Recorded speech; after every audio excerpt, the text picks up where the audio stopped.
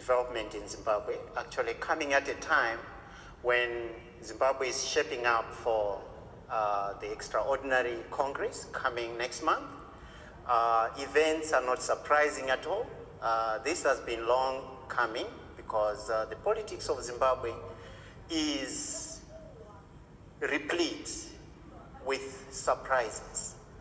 You must understand that Zimbabwe is the only country that has fought white imperialism and succeeded in their revolution to reclaim their land from the white imperialists and distribute it to the people. This is at the core of the politics of Zimbabwe, land restitution and radical economic transformation. Mugabe is the only leader in Africa who has succeeded in implementing the policy of land restitution and land redistribution, and also making some changes to the structure of the economy to favor black people. So we must look at all these events in context. Grace Mugabe might just be a driver of the change. Her main motivation is not to emerge as the successor of Mugabe. Yes, I understand that, Mr. Mitole. You know, we have to give credit where it is due. President Robert Mugabe still quite enjoys, you know, some kind of respect within the continent and some say within the world with his achievements that you have spoken of. You know, when Zimbabwe was still the breadbasket of the continent, the land of milk and honey. I mean, that's the kind of Zimbabwe that some of us actually grew up in. But he also presided over an economy that has failed. We cannot ignore that. With regards to the succession debate, with others saying he's paving a way for his wife, for Grace Mugabe, to perhaps take the reins, you know, after him. She did allude to that yesterday with the Sunday Soul service. Do you think that the way this has taken place with the cabinet reshuffle, particularly with Mnangagwa, you know, losing his cabinet post, they're now losing the vice presidency post. This is a way to get Grace Mugabe perhaps to that position? As for failure, I doubt, because we must look at Zimbabwe within the international governance system. Zimbabwe is not an empty space. It's not operating in an empty space. It's operating within the international governance system. The failure of Zimbabwe as an economy must be viewed within that context. Why am I saying this? I'm saying this because Zimbabwe has been under punishing sanctions for a long time, ever since Mugabe started moving left to implement policies that favor the indigenous peoples of Zimbabwe. And after he succeeded in taking back the land and redistribute it to the people, America, led by some Western allies, invoked sanctions on Zimbabwe. Right, I don't want us to digress because we don't have a lot of time. I just want us to concentrate strictly on the sacking of Vice President Mnangagwa. Part of the statement from Simon Kayamoyo, the Minister of Information, was to say that he hasn't been discharging his duties with you know, the best of intentions. Has he failed to support President Mugabe in those policies that you speak of, that is trying to drive the economy in a certain way, trying to get it out of the doldrums, trying to fight the sanctions? Where has he erred? He has erred where he is being viewed as a counter-revolutionary. The main gist of the argument for removing him from the cabinet and probably from the party is that he is seen as someone who is challenging Mugabe, not because Mugabe is bad, but because he is strongly linked with the Western nations.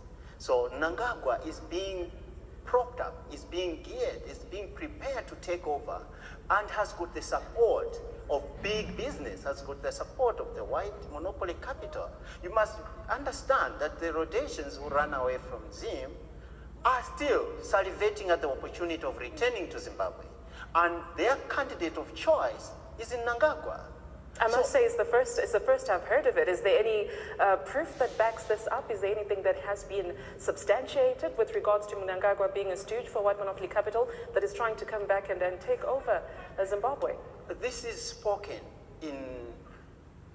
within the inner circle of the ruling party. It might not come out in the media because you remember that media is also controlled by white monopoly capital. They might not discuss it because the moment they start discussing it, people will open their eyes and understand what is actually happening in Zimbabwe. Mnangagwa is a candidate of choice for white monopoly capital and land thieves. Remember that the land thieves did not go anywhere. They're still here. They are waiting for Mugabe to depart the stage. They have already identified their candidate in Mnangagwa. But do you also concede, sir, that Mnangagwa was right there next to Mugabe when he implemented the land reform and supporting that reform and making sure that it's implemented in Zimbabwe? Mnangagwa was right there with Mugabe to make sure that happens. At what point did this change, do you think, that he was now seen as this enemy of the state and as this traitor, as the way the First Lady has been pronouncing it, and also the way she addresses the issues? Would you say that's the diplomacy that is best to deal with such issues? To every Thomas Sankara, there is a Blaise Compaoré. To every Patrice Lumumba, there is a Desiree Mobutu.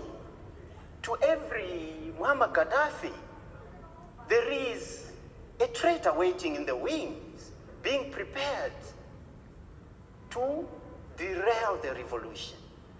Mnangagwa, for all his intentions, good intentions, and standing by Mugabe in the implementation of land restitution, might be a traitor in closed doors. Because you must understand that most revolutionary movements in Africa have been infiltrated from the word go.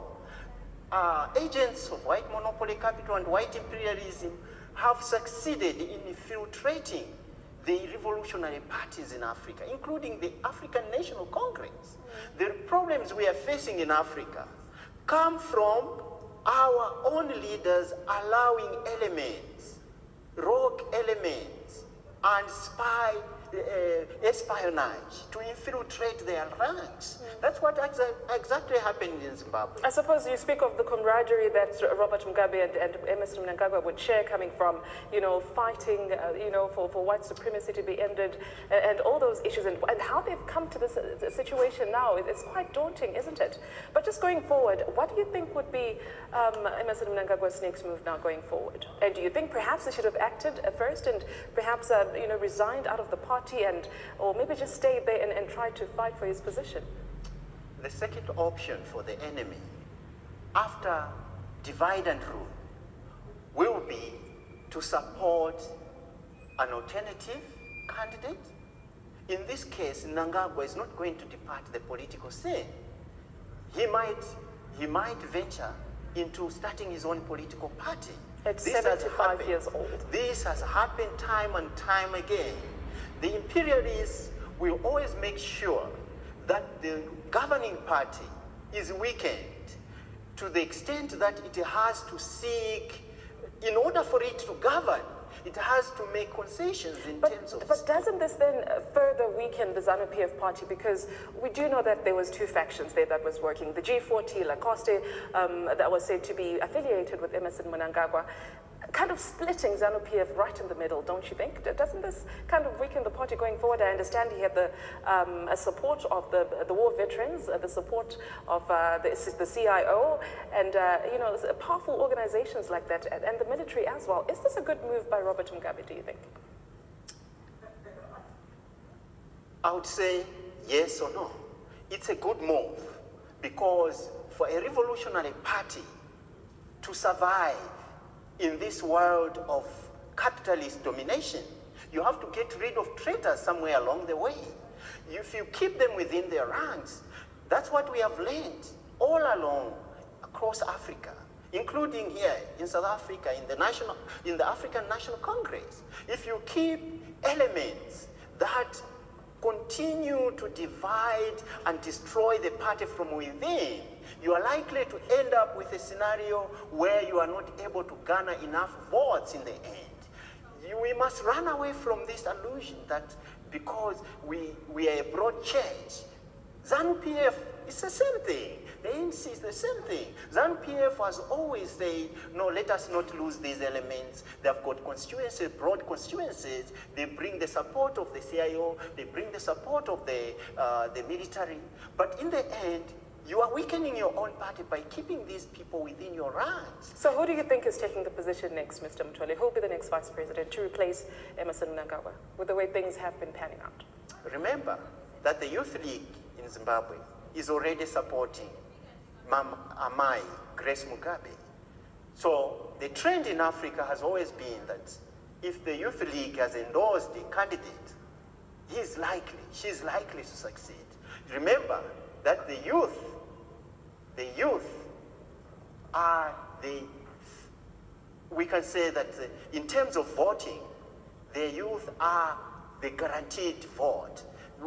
Other sections of the populace, we doubt. But when it comes to the youth and when it comes to turning up on the polling day, the youth are a bond to contend with. So once the Youth League says we are backing Amai Grace Mugabe, be sure that Grace is going to take over. Well, there's certain branches and provinces within Zimbabwe that have been very clear that they support Emmerson Mnangagwa and his faction. I understand Midlands, the Masvingo province. We saw what happened in Bulawayo in Matebeleland when the First Lady tried to address a rally and she was downright booed by people who showed as if they were not happy with the presence. Would they then support her going forward as a vice president with what credentials, some would ask, that she has? She has got struggle credentials. I'm sorry? She has got struggle credentials. She's a woman who has fought her way up. She's a survivor. She has faced the enemy and shoved it in the enemy. Remember that in Africa, if you are talking about credentials to enable you succeed, you are looking at struggle credentials. This is a woman who has proved herself to be a leader.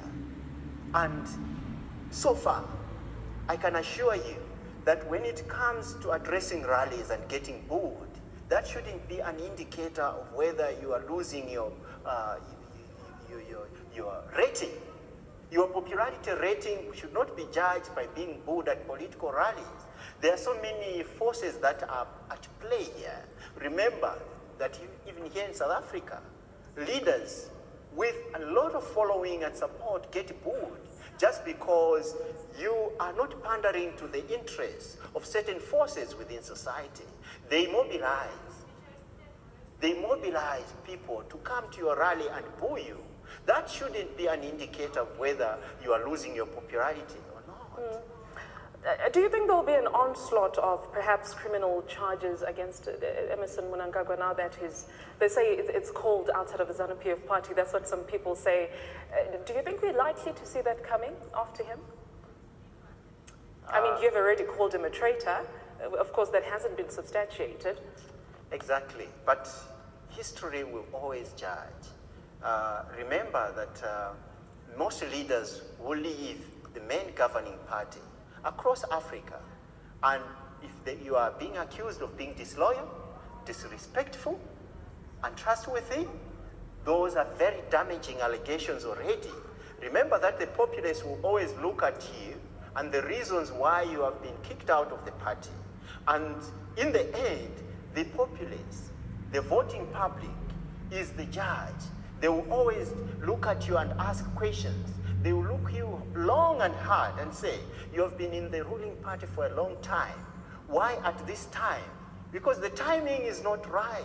He is being kicked out of the party at a time when the party is gearing towards electing a successor to Comrade Robert Mugabe. But that's the other issue, Mr. Mitole. The whole succession discussion hasn't been quite clear. I mean, as a leader, Robert Mugabe, do you think perhaps he should have clarified that road by now so that, there isn't so much of these factions? Do you think he could have handled the factions better than he has, as we, of course, go to these congresses that will perhaps clarify this?